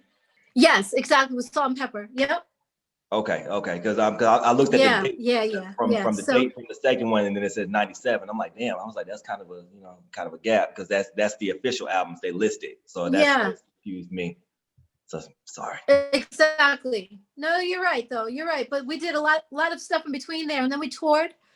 We took a hiatus because Cindy she gotten pregnant, so she had 4 kids. So every time she got pregnant, we would take a hiatus. You know what I mean? So yeah, we would take time off a little bit. But then we did the tour for Luther Vandross. We did the tour with MC Hammer. We did the tour with Luther Vandross. What I said that. Freddie Jackson. Yeah. And then we did a Funky Divas tour on our own with Arrested Development open for us. Okay. So we headlined that tour. Yeah, so we were doing a lot in between. Whole lot. Okay. And then, of course, after you left, after they kicked you out. But you willingly left. You went to Lucy Pearl. So how was the transition? I did. Yes, exactly. What was the transition like from, going to singing, with the girls to being in Lucy Pearl with Ali Shaheed and Raphael Sadiq? How was that? Guys, it was so great. I gotta say, there are magical moments in life. That was one of them. I don't regret anything about Lucy Pearl. I don't regret En Vogue either. But I love the control that Lucy Pearl had. We controlled the music. We controlled the look of Lucy Pearl. We controlled the likeness of Lucy Pearl ourselves. So in the studio, we were just creating and doing stuff. And like, what if we talk about this on this song? Or what if we talk about, I can hear this idea. And we would just, I can't stand your mom, can't stand your mother. And what was the other song? Remember the time, or Hollywood, all these great songs. Don't Mess With My Man, or Dance Tonight. We created that whole thing ourselves. It was just a hodgepodge, whatever wanted to happen that day in the studio. And what we had, these two other guys that were working with us, Jake and the Fat Man, and I give them most of the credit for the album because they're the ones who put the music together. Yes. Raphael was a great part of it, and he had ideas, so he would play like 12 bass lines. And out of those 12 bass lines, the Jake and the Fat Man would take a sample from the Meters album, and they would play like a drum beat. Yes. And he would play 12 bass lines over that same drum beat, and then they would just pick one of the bass lines that he played. And the next day we would come to the studio and they'd have the beginning of La La La or Every Day or, anything. They were just like so creative. Oh my God, that project was amazing. It was. So, it was. Yeah. I don't regret En Vogue breaking up because to me, I was surrounded by people that didn't love me or didn't care. Yes. That just made me want to cry. Wow, that hit me. But so anyway, I was surrounded by people that didn't care. But Lucy Pearl was our baby. It was Raphael's idea. Mm-hmm. But it was our likeness. We put the whole thing together ourselves. And what we wanted to represent was our story. So I'm just so proud. I'm more proud of that than I was in Vogue. But I wasn't surrounded by people that love me in the Lucy Pearl either, so it's okay. I learned my strength through all of that. I really learned my power. I learned that not everybody is a warrior. Not everybody is willing to stand up for what's right. Not everybody is willing to go the distance and say, you know what? No, we're not making money. We're going to stand here and we're going to stand down. I should say, we're going to stand down until you guys pay us what we're fucking worth. Not everybody's willing to do that. And I was. So I learned my power. I learned my own strength. As Whitney Houston said, I didn't know my own strength. I didn't know it first. Now I know. And you were very vocal about, being in Lucy Pearl and what happened to the group, because I think we deserved another album from that. But of course, all good things don't really. Oh my God, I know. All good things don't last. So I'm like, what I agree, led to the demise of Lucy Pearl? Well, Lucy Pearl was always from the beginning supposed to be a one-off. Mm-hmm. One album deal. That's all we were supposed to do from the jump. Everybody's like, don't mess it up again. No, bitch. Sorry, but no, I did not. I did not.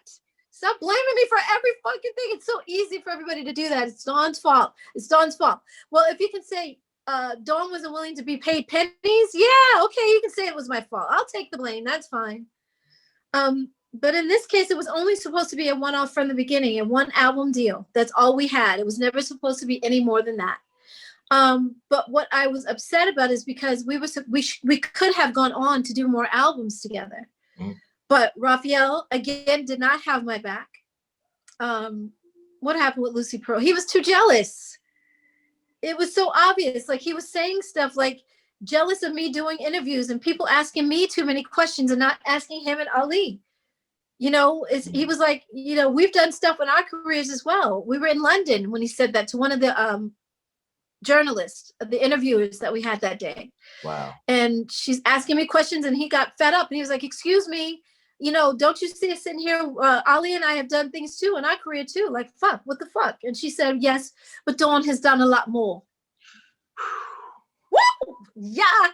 And I was like, I know that was a long car ride back to the hotel. It's like, so y'all. We were at the hotel already, so I had to walk back to my room by myself. But it was like, ooh, because I wanted to go under the couch.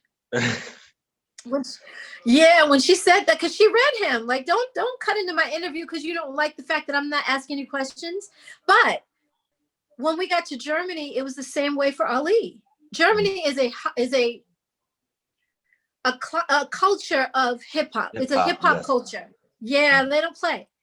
And they were asking Ali all the questions. They didn't want to talk to me. They didn't want to talk to Raphael. They just want to talk to him. And I was like, see, you're all upset because everybody wants to talk to me. But now that we're in Germany, they only want to talk to Ali. I'm not upset with that. Go ahead. And he was like, I didn't say it in front of the journalist, but I said it to Raphael later, like, dude, why are you so upset? Why are you being a bitch? You're jealous about whenever there's a girl in a group, the woman, the female, the girl always gets the most attention. Yes. Stop with your jealousy and all of your shit, because I'm tired of your little bitch ass. Like, that's so stupid to me. He was really being jealous. And I remember bringing an article, excuse me, for him to read. And it was an article on I want to say it was Rolling Stone magazine, well, whatever magazine was. It was Gwen Stefani saying the same thing about No Doubt. You know, yeah. The guys were jealous of her because they started out as a garage band together. And here it is that Vogue magazine only wants to talk to Gwen, or Elle magazine, or Mademoiselle. Like she said, stop being jealous. Like, whatever I do brings attention to the whole group, and now we're getting paid.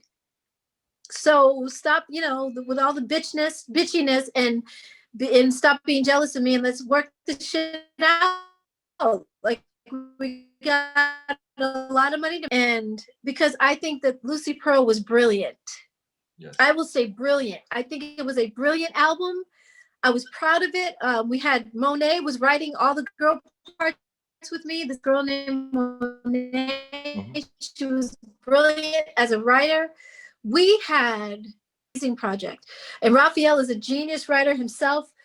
He wrote Dance Tonight. He wrote my parts. Sure hope that you're not tucking. Who says that?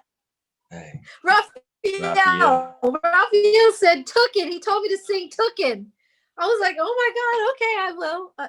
I love him so much. I love En Vogue too. I love the girls. I love what we did together. I just don't love the fact that they kicked me out. The fact that they didn't hear what I was saying about we deserve more. What's so hard about that? You're going to kick somebody out because they're trying to stand up for us? They should have been commending me. Dawn is tired of being paid 2 pennies a record. Like, man, how can we be mad at her for that? And to my knowledge, like before, I got to really know you, they made it seem like you left because you wanted to go get a solo career, because you wanted a solo album and everything. So I'm like, is that why Dawn left? So now exactly. I know the story. Yes, exactly, Marlon. Well, not only that, Terry did a solo album before me. And she didn't get none of the flack. She did a solo album. None of it. In fact, okay, so how do I do this in a short, sweet, to the point? It's hard to do. The record company knew that we were renegotiating our contract. Mm-hmm. The 4 of us, Cindy, Terry, Maxine, and myself, decided that, okay, we're on our 4th album now. We're not going to go in the studio and sing anything until we get paid more money, because we're getting 2 cents a record. This is some bullshit. We're going to hold out until they pay us. The next thing we know, Terry was in the studio recording. We had just told her, don't go in the studio and record with our producers until they pay us more money. So we called her on it. Terry, why up? Hey, hello. Hey guys. Hey, why are you in the studio today? Well, I don't agree with you guys. So you guys can go ahead and make decisions without me. And we can't do that. And she knew that. The record company would have looked at us like we were crazy. Where's Terry? Because we signed 4 girls. We didn't sign just 3. Yeah. So, okay, Cindy. Okay, Maxine. Okay, Dawn. This is really cute that you guys want to renegotiate, but we can't do that without Terry. You signed a contract for all 4. So we called her on it. She's like, well, I'm not going to leave the studio, so you guys can just make whatever decisions you want. We couldn't do that. So like I said, 7 months later, Terry's on the road. She did 2 videos, Wherever You Are, and I forgot her second single. And the record company came to me and asked me if I wanted to do a solo album. They knew that we were trying to renegotiate. We're not going in the studio until the record label pays us what we deserve. Oh, Terry's in the studio. So what are you guys going to do? So now it means it's like, how can I explain it? Dawn, we're going to offer you a solo album as well, because that keeps Cindy and Maxine on the back burner, and they have to wait for you and Terry. And that means that you guys, they'll be desperate by the time you guys are done with your albums. So if they're desperate, that means they're going to take whatever deal is on the table. And sure enough, we went in and we started recording that 4th album. So the label came to me to do a solo album as well. I said yes, because I'm not going to lose my house. So I took the bait like a dumbass, because I regret it, and I take accountability for my actions as well. I took the bait. I started recording my album, and I got 3 songs in, and the record company came to me, and Sylvia Rohn called me and said, well, Dawn, you know, we're going to pull your album right now, and we're going to start the En Vogue album, because we need that 4th album. And I was like, no, you won't. I said, okay, I'll tell you what, I will record the 4th album with En Vogue, and I'm going to stay in the group, but I want you to let me go as a solo artist. You got to let me go, because you took Terry's album seriously, but you didn't take my album seriously. And I resent that. So she was pissed off because I slighted her. I outsmarted her. So how would it go? So we're in the studio. We're almost done with recording that album. Sylvia Rohn flies out to LA from New York. And I get to the meeting late, and everybody's there before me. I knew that it was a creative meeting, so everybody was supposed to be there, like our managers, the 4 of us, our managers, Sylvia Rohn, and then I think she had Merlin Bob with her.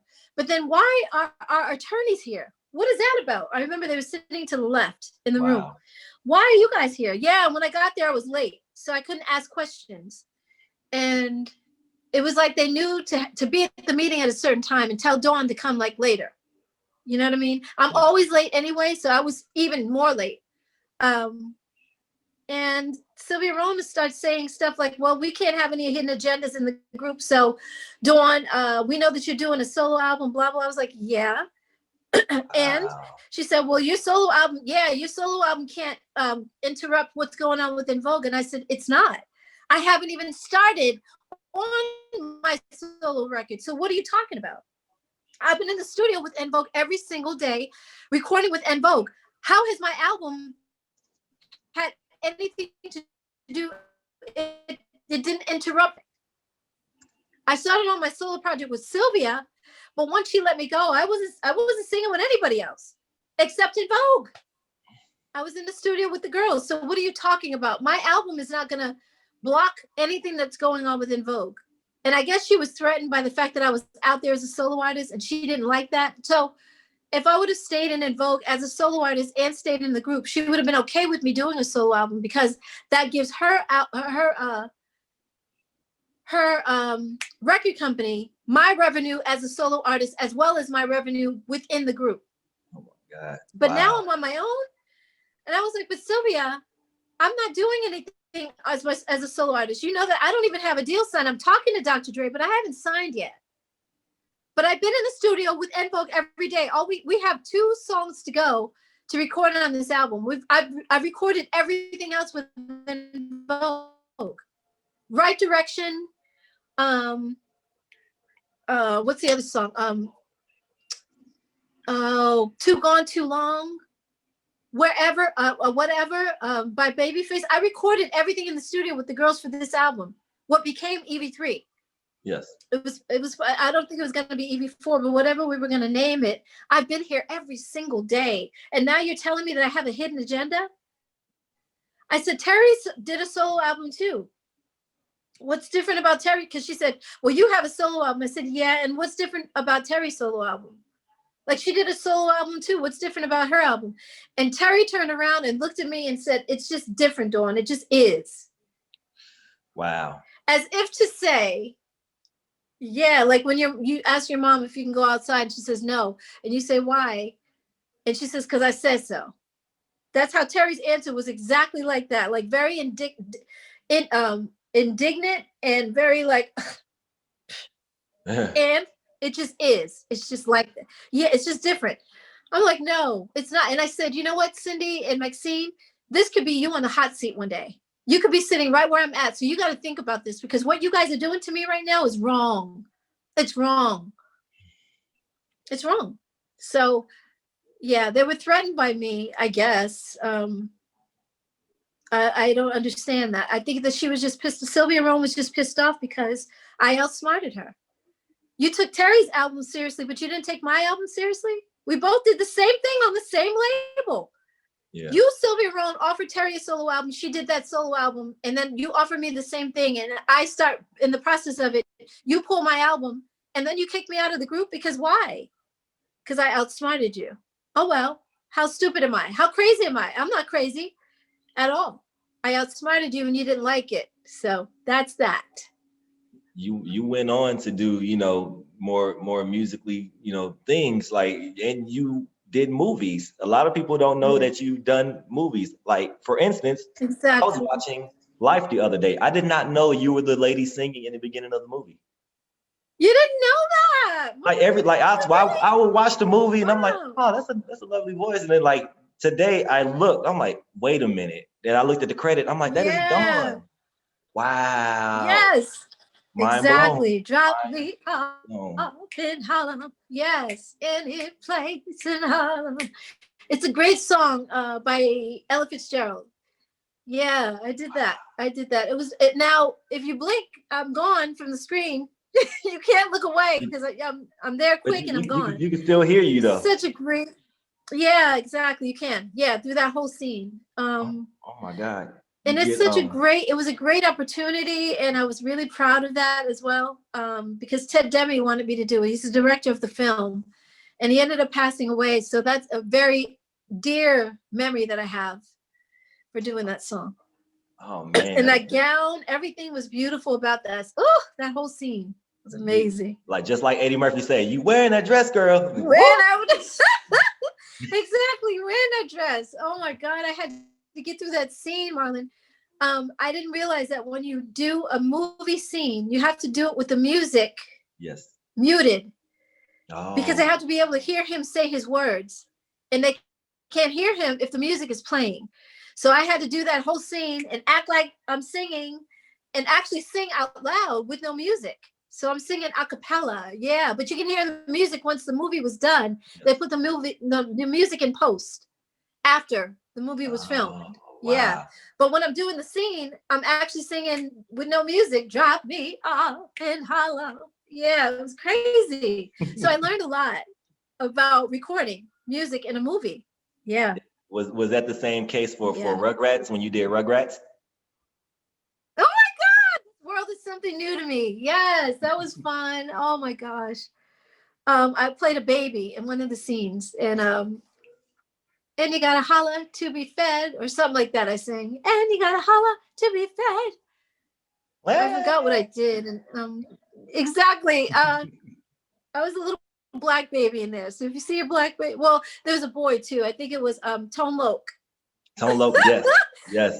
Exactly. He played a baby, which is so funny because to hear his voice like that. With the food or something like that. He said, you know his voice. So it was really great to hear him. Exactly. Bob Dylan. Bob Dylan was in there too. There's a lot of people in that movie. So that was fun because on the screen they had the babies there, but we didn't know exactly what we were doing until because they didn't know how to put the mouth to match my words. So it was a little bit different. It's a cartoon, so yeah, it's different. But a lot of fun. And then I did Tank Girl. I was like a hologram. I played a hologram. Yeah. Just little parts that I did. Nothing big. Then you was extras in the movies such as Shaft, Another 48 Hours. Like, it's like... I didn't do Shaft. No, I didn't do Another 48 Hours. I think there was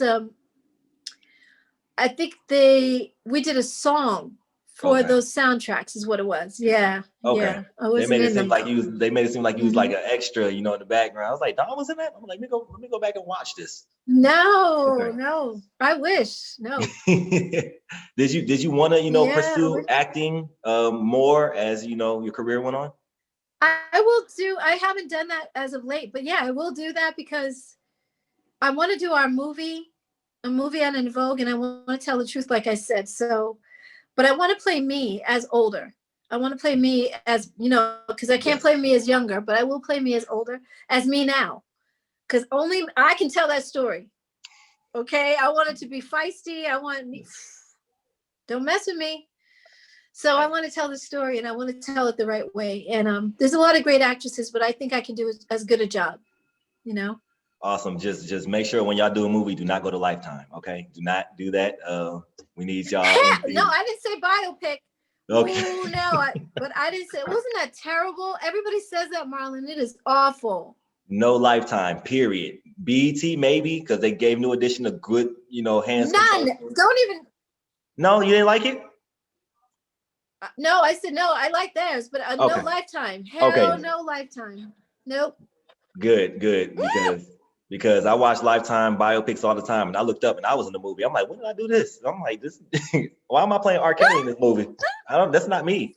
So. Okay, exactly. Wow, you could play him though. Yes. Wow. It's terrible that it's almost like they don't care that the characters don't look like the people they're playing at all. Like if Lifetime did a movie about In Vogue at all, you would be dark skinned, Dawn. I'm like, yo, why? This is not Dawn. This is not.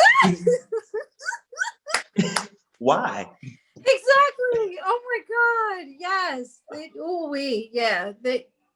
They don't think about the characters. So that's why I want to do the movie, because I want to tell the truth too. I don't want them making stuff up, and I don't want them going to Cindy and Terry, because Cindy is not going to tell the truth, and neither is Terry. So. Oh my God. I'll get a budget, and I'm going to do our movie ourselves. I love you so much, Dawn. I like I've held you captive for 2 hours. Do you know this? Thank you so much, Marlon. Yeah, 2 hours. Oh my gosh, I didn't realize it was this. Yep. Whoa, we started at 2. It is 4 o'clock. Oh my God.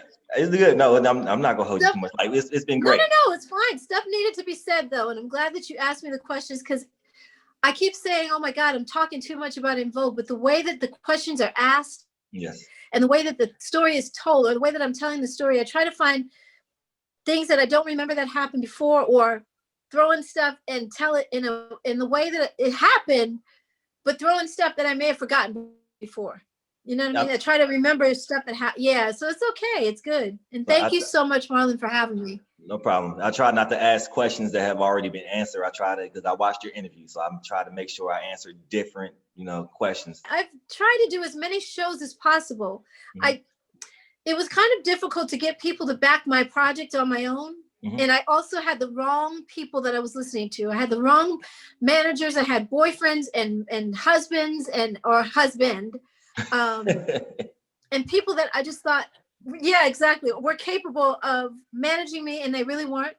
So I was listening to the wrong people, and that wasted a lot of time. So it made it seem like Dawn hasn't had a project, and that's because I didn't. And then when I finally did a project, the guy who signed me to the Q Records, QVC Home Shopping Club, actually had, they started a label. And when they signed me, he was embezzling money. So that fell apart. Wow. So I lost my deal, but so did Joey McIntyre from New Kids on the Block was on that label as well. So we both lost our deals. So it's not that I'm reclusive. It's just that I didn't have the right projects and the right people, the right backing financially as well. Because that's what it takes to get out there. You got to have money to record. You got to have money to get in the studio. You got to have, So there's a lot of things that I wouldn't even say that I missed out on. I just think now is the right time. Because I've been on social media. I'm the only one who's prevalent on the social media platform. I got like 46,000 followers on Twitter. Okay. 10,000, more than 10,000 on Facebook. No, Instagram? Facebook is 5,000. I'm at my limit. Instagram. Yeah. So. Okay. That was the. I'm not a recluse. Okay. Yeah. I would hate if you would be reclusive, because I'm like, we need to see Dawn. We need more Dawn. Like, come out and play. Dawn. No. Oh, I can't wait. Thank you so much, Marlon. No, thank you. I can't wait to get back out there. Like I can't wait for my project. I have like 5 albums of material recorded. Albums of material. Yeah, I got a lot of stuff, but it's just not the right producers, because they're not releasing the stuff to me. And a lot of them, those projects are so old, they don't even have those files anymore. So it was on, what do you call it? When you record on, it wasn't digital. So they don't have those files anymore. It's literally, some of them are reel to reel, or, they don't have them. So Okay. now I have to record again. There's stuff that is recorded that I could put out and redo again, but it's just a backer. So I'm doing my book. Like I said, I'm putting out my book. I'm doing clothing line, whatever you can think of. I'm ready for all of it. All of it. Every Okay. single thing. And doing this album. Come on. Now I got financial backing to actually record, market, promote, do videos that cost money. You know what I mean? You got to pay radio still. You got to pay all these things. Exactly. So yeah, I'm doing it. Podcast. I'm going to do a podcast. Yeah, come I on. can't I'm wait. out here. Yay! Thank you, Thank you. Marlon. I appreciate you for Thank doing you. my podcast. Like it's like you definitely like made my day, made my year pretty much because you this is Oh, this is a thank blessing. you. You made mine. Thank you so You much. So made mine as well. I'm gonna take us out and don't hang up yet after I wrap us up, and then I'll tell you how everything's gonna get released and everything. So Okay. All right. here we go. So I would like to thank Dawn Robinson for stopping through the Love to Laugh podcast. Thank y'all so much for listening because Dawn has a story. Damn it, she's gonna tell it how it is. No sugarcoating, no nothing. She then got red in the face, then got cotton mouth. Ooh, She's I going. think I turned every color. I turned every color. Okay. I was the rainbow today. Oh man, Dawn is so lovely. Make sure you support her, Thank you stream so the much. music, watch her movies. I appreciate y'all for tuning in to Love to Laugh podcast. Thank you so much. Say bye to Dawn. Bye, you guys. Love you all. Mwah. Take care, everybody. Thank you again, Marlon. Thank you so much.